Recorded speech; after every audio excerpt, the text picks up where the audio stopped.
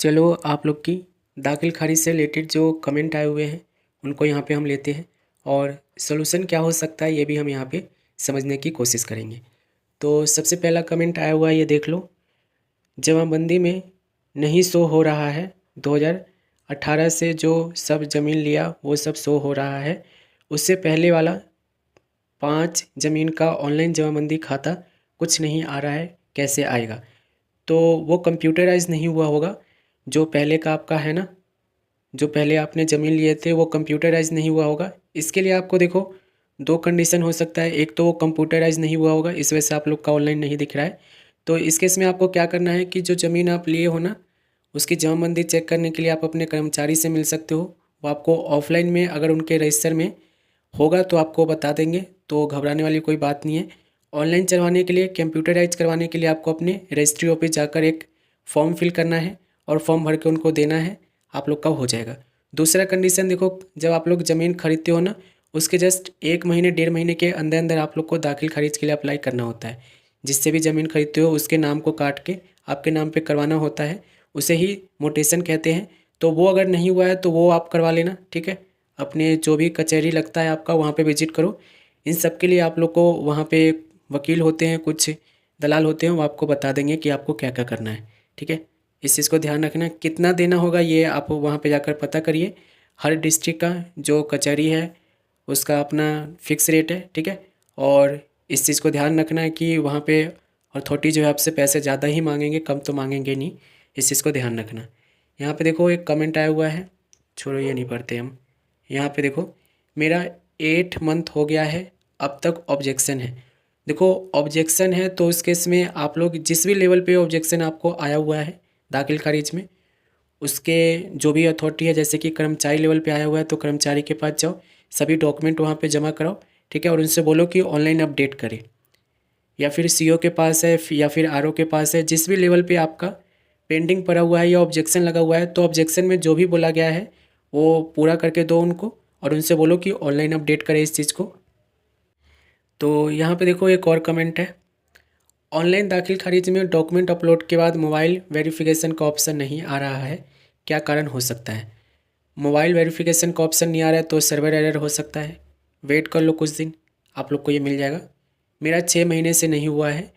देखो जितने भी ऐसे लोग हैं जिन्होंने दाखिल खारिज अप्लाई करके बस बैठे हुए हैं, एक चीज़ उनको मैं बता दूं, आपके घर बैठने से, हाथ पर हाथ रख कर बैठने से आपका दाखिल खारिज नहीं होगा।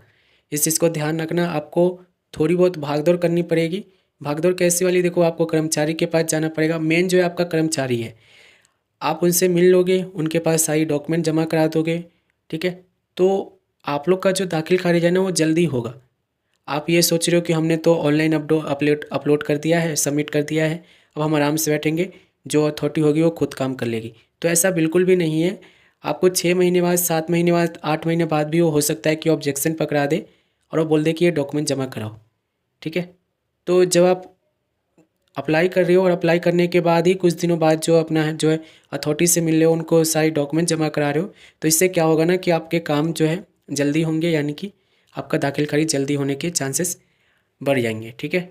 जमाबंदी सही नहीं हुआ तो क्या करें? जमाबंदी सही नहीं हुआ है, क्यों नहीं हुआ है? जमाबंदी को सही करवाओ, ठीक है। जमाबंदी सही करवाना बहुत ज़रूरी है। जमाबंदी अगर आपका सही नहीं होगा तो दाखिल खारिज होगा ही नहीं, ठीक है। आपका जमाबंदी सही होना बहुत ज़रूरी है। अगर वो जमाबंदी सही नहीं है तो ना तो आप ज़मीन बेच सकते हो, ठीक है, ना ही ज़मीन आपको ख़रीदना चाहिए गलत जमाबंदी पे, और ना ही आप लोग मोटेशन के लिए अप्लाई कर सकते हो। जमाबंदी सही ना होना ना बहुत बड़ा झंझट का काम हो जाता है जब आप लोग खरीदी बिक्री करते हो तो जमाबंदी सही करवाना आपका बहुत ज़रूरी है। इस चीज़ को ध्यान रखना। ये देखो यहाँ पे कमेंट आया हुआ है, डीएलआरएस की वेबसाइट पर ऑनलाइन खतियान दूसरा मौजा का खतियान अपलोड कर दिया है, फिर से अपलोड करेंगे, करने का उपाय बताओ। कोई उपाय नहीं है दोबारा से री एडिटिंग करने का, री अपलोड करने का। और आपने जो भी गलत अपलोड किए हो उसके लिए आप अपने ऑथोराइज पर्सन जो आपके हैं उनसे मिलो, ठीक है। री अपलोडिंग का, री एडिटिंग का कोई भी ऑप्शन नहीं है, इस चीज़ को ध्यान रखना, ठीक है। यहाँ पे ध्यान रखना। 25 साल हो गए, कैसे बनेगा? मृत्यु प्रमाण देखो बनवाने के लिए 1 साल से ऊपर हो गया, यानी कि 25 साल, 20 साल, 30 साल, जितने भी हो गए कोई दिक्कत नहीं है, बन जाएगा। लेकिन उसके लिए ध्यान रखना कि आपको इस कंडीशन में काफ़ी सारे डॉक्यूमेंट्स जमा करने होंगे, जैसे कि 3 गवाह हो गए, 3 गवाह के आधार कार्ड हो गए, एक फॉर्म भरी जाएगी, ठीक है, जो कि आप लोग का एक तो आपके जो मतलब आंगनवाड़ी होते हैं वो आपको एक फॉर्म भर के देंगे। तो टोटल फॉर्म के लिए ना आपको क्या करना है, अपने जो भी ब्लॉक है वहाँ पे विजिट करना है। वहाँ पे जो ऑथोराइज पर्सन है ब्लॉक में, इसके लिए डेट ऑफ बर्थ बनवाने के लिए, डेट ऑफ बर्थ बनाने के लिए उनको मिलना है और उनसे पूछना है कि डॉक्यूमेंट क्या लगेगा। वो आपको बता देंगे सारे डॉक्यूमेंट। आराम से बिल्कुल पोलाइटली उनसे पूछ लेना कि डॉक्यूमेंट क्या क्या लगेगा, आप मुझे बता दो, ठीक है। फॉर्म ले आना, फॉर्म बोलेंगे बाहर से खरीद के लाओ, तो फॉर्म खरीद के चले जाना उनके पास और बोल देना कि क्या क्या कौन कौन सा फॉर्म भरना है, कौन कौन सा नहीं भरना है, ये भी बता दो। मैं तो ऐसे ही किया था जब अपना डेथ सर्टिफिकेट बनवाया था, तो ठीक है, इस चीज़ को ध्यान रखना। 1 साल से देखो क्या है ना कि 15 दिन के अंदर अंदर तो आप लोग डेथ सर्टिफिकेट या बर्थ सर्टिफिकेट आप लोग ऑनलाइन भी अप्लाई कर सकते हो। उसके बाद जितने भी साल हो जाए, जितने भी दिन हो जाए, उसके लिए आपको ऑफलाइन ही जाना पड़ता है, ऑफलाइन ही सारे डॉक्यूमेंट्स को जमा कराने होते हैं। और इसमें डॉक्यूमेंट्स बहुत सारे लगाए जाते हैं। आधार कार्ड हो गया, आइडेंटिटी कार्ड हो गया, गवाह के आधार कार्ड हो गया, जो कि आप लोग को नॉर्मली आपके गाँव वाले दे देंगे। तो सबसे पहले अपने ब्लॉक विजिट करो और वहाँ पे जो ऑथोराइज पर्सन है, ठीक है, डेथ सर्टिफिकेट बनवाने के, उनसे मिलो और उनसे पूछो कि डॉक्यूमेंट क्या लगेगा। फॉर्म खरीद के बाहर से ले जाओ और उनको दिखाओ कि कौन कौन सा फॉर्म भरना है, कौन कौन सा फॉर्म नहीं भरना है, ये भी बता दो, ठीक है। बाकी देखो जो आप लोग के गांव के अगर आपके जो वार्ड है जान पहचान में हो तो वो आप लोग को काम करवा के दे सकते हैं। बाकी वो भी बिना पैसे लिए कुछ करेंगे नहीं, ठीक है, यहाँ पे ध्यान रखना। यदि हम शपथ पत्र देते हैं और वो रिसिप्ट नहीं देता है तो क्या करें। रिसिप्ट थोड़ी ना मिलता है इस चीज़ का, रिसिप्ट नहीं मिलता है इस चीज़ का, ध्यान रखना। शपथ पत्र का कोई रिसिप्ट नहीं मिलेगा, आपने जमा करा दिया हो, उनसे हाथ जोड़ के निवेदन करो कि इसको ऑनलाइन अपडेट करो। शपथ पत्र जब आप दे रहे हो ना तो ध्यान रखना कि उनसे बोलो कि आप ऑनलाइन इसे अपडेट करो। उस समय जो भी आपका वार्तालाप उनके बीच में होती है उस चीज़ को कंसीडर करना, समझना कि वो क्या कहने की कोशिश कर रहे हैं, ठीक है। बाकी आप लोग समझदार हो। ये देखो एक और कमेंट ले लेते हैं, जिसका जमाबंदी नेट पर नहीं है उसको कैसे होगा। जमाबंदी नेट पे चढ़ाने के लिए आपको अपने रजिस्ट्री ऑफिस विजिट करना होगा, ठीक है। रजिस्ट्री ऑफिस विजिट करके वहाँ पे जो ऑथोराइज पर्सन है उनसे मिलना होगा और मिलकर उनसे पूछना होगा कि और कंप्यूटराइज जमाबंदी हमें करवाना है, उसके लिए फॉर्म दे दो और कैसे फिल करना है, क्या डॉक्यूमेंट लगाना है वो आपको बता देंगे। इन सब पे एक एक करके मैं वीडियो लाऊंगा, ठीक है, आप लोग टेंशन मत लेना। तो ऑथोराइज पर्सन जो होते हैं ना उन्हीं से मिलना होता है और कोई ऑप्शन है नहीं। देखो यहाँ पे एक कमेंट आया हुआ है, ज़मीन बेचने वाला रसीद केवाला दिखाकर बेच दिया है। क्रेता मोटेशन के लिए अप्लाई किया, 2 माह बाद पेंडिंग कर दिया और कहा गया कि ऑनलाइन नहीं हुआ है, ऑनलाइन होने के बाद ही फिर अप्लाई करना होगा। फिर 2 माह बीत गए, अब क्या करना है। ज़मीन का मतलब कि बेचने वाला रसीद दिखाकर बेच दिया है, ऑनलाइन नहीं हुआ है। रसीद देखकर कोई ज़मीन खरीदी जाती है, कैसी बातें कर रहे हो यार, ठीक है। थोड़ा सा मतलब सेंसिबल रहा करो, ठीक है, सेंसिबल रहा करो। रसीद देख के अब मैं अपना रसीद दिखा दूँ, मेरा कोई आपको रसीद दिखा देगा, अब ज़मीन खरीद लोगे, ऐसे थोड़ी ना होता है भाई। बहुत सारे पेपर वर्क होते हैं, बहुत सारे पेपर देखने होते हैं, तब जाकर ज़मीन खरीदी जाती है। आपके साथ जो भी हुआ है उस केस में जिससे भी खरीदे हो उनसे बोलो, सारे कागज़ देंगे, उसके बाद आप मुझे कॉन्टैक्ट कर लेना। देखो यहाँ पे एक कमेंट है, पुराना केवाला में खाता खेसरा अंक में सही नहीं है, अक्षर में भी सही नहीं है, लेकिन नया केवाला में खाता संख्या खेसरा नंबर अंक में सही है, लेकिन आगे उसके आगे में पुराना के जगह नया टाइप हो गया है। अक्षर में दाखिल खारिज नहीं कर रहे हैं, आवेदन 21-22 में किया था। अब इसके लिए आपको क्या करना है, देखो आपको अपने रजिस्ट्री ऑफिस विजिट करना होगा और उनसे पूछना होगा कि इसका सोल्यूशन क्या है। क्योंकि वहाँ पे देखो ऑनलाइन तो ऑप्शन है नहीं जो आप बता रहे हो मुझे, खेसरा नंबर खाता नंबर जमा, वो मतलब कि आपका गलत है और आपका केस जो है थोड़ा सा पेचीदा है, क्योंकि आप बता रहे हो कि एक सही है और उसके आगे का गलत है। तो उस केस में आपको अपने ऑथोराइज पर्सन से ही मिलना चाहिए, अपने कोर्ट जाकर, कचहरी जाकर, वो आपको गाइड कर देंगे कि आपको क्या करना है। ये देखो यहाँ पे एक और कमेंट आया हुआ है, भाई मैंने नवंबर 2023 को एक रजिस्ट्री करवाया था अपनी वाइफ के नाम से, गिफ्ट डीड यानी दान पत्र के जरिए, जो मेरी अनचेस्ट्रल प्रॉपर्टी थी, जिसमें से अपने हिस्से की ज़मीन को मैंने दान पत्र के जरिए वाइफ को लिख दिया और उसका मोटेशन भी ऑनलाइन करवा दिया, जिसका स्टेटस अभी आम सूचना खास सूचना ऑनलाइन दिखा रहा है। तो मेरा रजिस्ट्री वैलिड होगा या नहीं होगा, इस नियम के पहले मैंने रजिस्ट्री करवाया लिया था, प्लीज़ रिप्लाई। बिल्कुल वैलिड होगा, कोई दिक्कत नहीं है।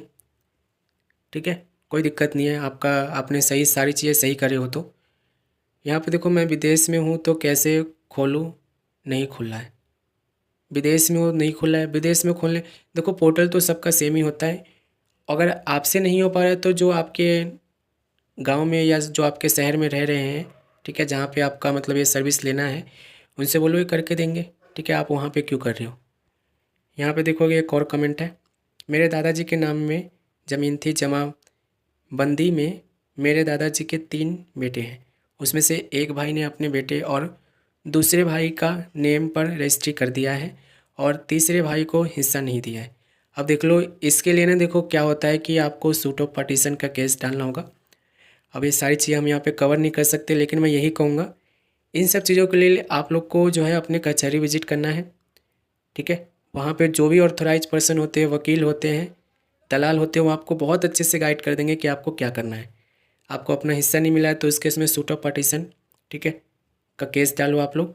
और इसके लिए आप देखो जो आप लोग का रजिस्ट्री ऑफिसर है वहाँ पे पहले विजिट करो, उनसे सारी चीज़ें समझो, उसके बाद ही आगे बढ़ो। ठीक है, इस चीज़ को ध्यान रखना। अब चलो यहाँ पे हम एक लास्ट कमेंट ले रहे हैं, खतियान नहीं मिल रहा है ना जिला से ना ब्लॉक से, क्या करें। खतियान क्यों नहीं मिल रहा आपका, आप ऑनलाइन पहले चेक कर लो। ठीक है, ऑनलाइन आप चेक कर लो, चलो मैं आपको लिंक दे देता हूँ, आप मुझे इस पर कांटेक्ट कर लेना, मैं आपको ऑनलाइन चेक कर लूँगा। देखो खतियान चेक करने के लिए ना आपको अगर कुछ डिटेल पता नहीं है ना, तो उसके इसमें आपको मेहनत करनी पड़ेगी, क्योंकि पूरी लिस्ट आपको निकालनी होगी। ठीक है, और अगर आपको नाम वगैरह भी नहीं पता है तो उसके इसमें फिर तो आपको और दिक्कत हो जाएगी, इस चीज़ को ध्यान रखना। और देखो यहाँ पे कमेंट आया हुआ है, ये देखो सर मेरा एक क्वेश्चन है, हम काफ़ी परेशान हैं, मैंने एक 600 स्क्वायर फुट का ज़मीन लिया था, वो ज़मीन पहले भी 2 से 3 लोगों ने ख़रीदा था और बेच दिया, किसी ने मोटेशन नहीं कराया, मैंने वो ज़मीन ख़रीद लिया है, उसका मैं मोटेशन कराना चाहता हूँ, वो कैसे, थोड़ा सा बताइए।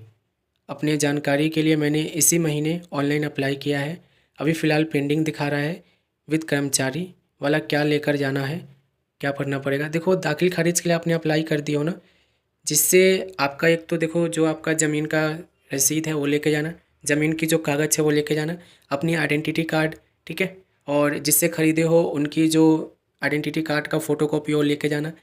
जो भी डॉक्यूमेंट आपने ऑनलाइन अपलोड किए वो सारे डॉक्यूमेंट लेकर अपने जो कर्मचारी हैं उनसे मिलो। ठीक है, सारा चीज़ जमा कराओ। ठीक है, और उनसे जमा करा के बोलो कि सर ऐसी ऐसी सिचुएशन है, पहले इतने लोगों ने ख़रीदा था, उसने नहीं किया था, अब मैं करवाना चाह रहा हूँ, तो जनरली आपका हो जाएगा, कोई दिक्कत नहीं होगा आपको, इस चीज़ को ध्यान रखना। यहाँ पे देखो एक और कमेंट है, ब्रदर जो ज़मीन हमने रजिस्टर करवाया है बट वो उस ज़मीन के रसीद और वंशावली मांग रहे हैं, क्या करें। वंशावली तो आप लोग के जो सरपंच है ना वो आपको बना के दे देंगे।